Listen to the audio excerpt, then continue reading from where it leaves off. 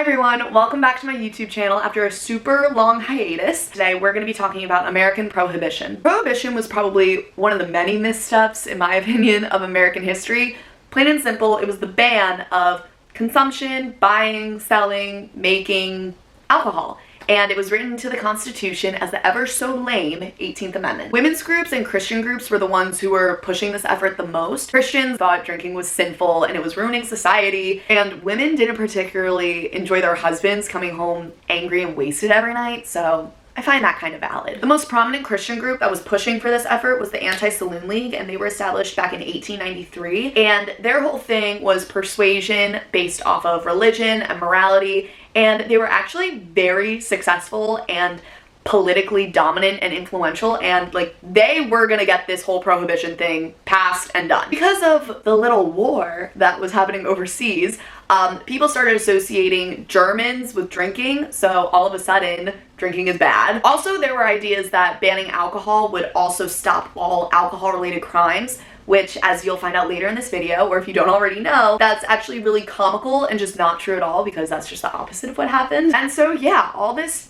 anti-alcohol talk is stirring up in the late 19th and early 20th centuries, and by 1917, moves were officially being made towards prohibition. On December 18th, 1917, the ever so lame 18th Amendment was introduced, and it banned the manufacturing and buying and selling of alcohol. Note, I didn't say the consumption. That comes later down the line when it gets ratified. But while this amendment is waiting to be ratified, the Wartime Prohibition Act of 1917 was passed, and this banned all alcohol over 2.75%.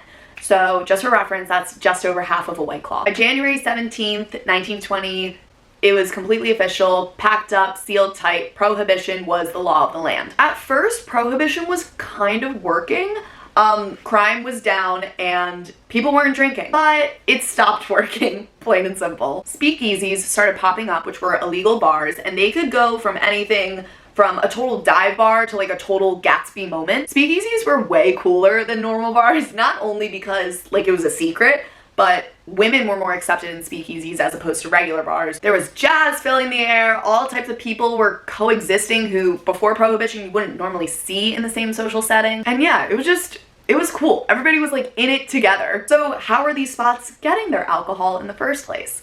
Well, besides people who were literally brewing moonshine in their backyard, there were these people called bootleggers. Bootleggers were people and organized crime groups who made and sold alcohol illegally. And there was huge money in bootlegging. These organized crime groups were not only buying, selling, and making alcohol, but they were also the ones that were running the speakeasies. The craziest thing about prohibition is the government knew that this was all happening, but the organized crime groups were just way too powerful, making too much money that police, government, nobody could tame them. Everyone was either bribed, wasted, or being killed in a shootout, or all three. If you'll refer to any timeline of American history, we're in the 1920s right now.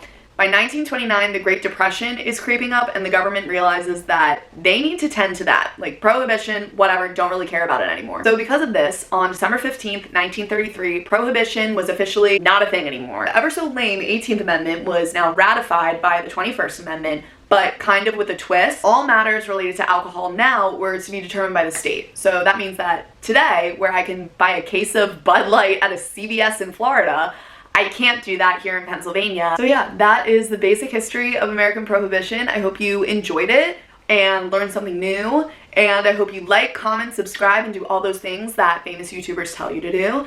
And I'll see you in the next video.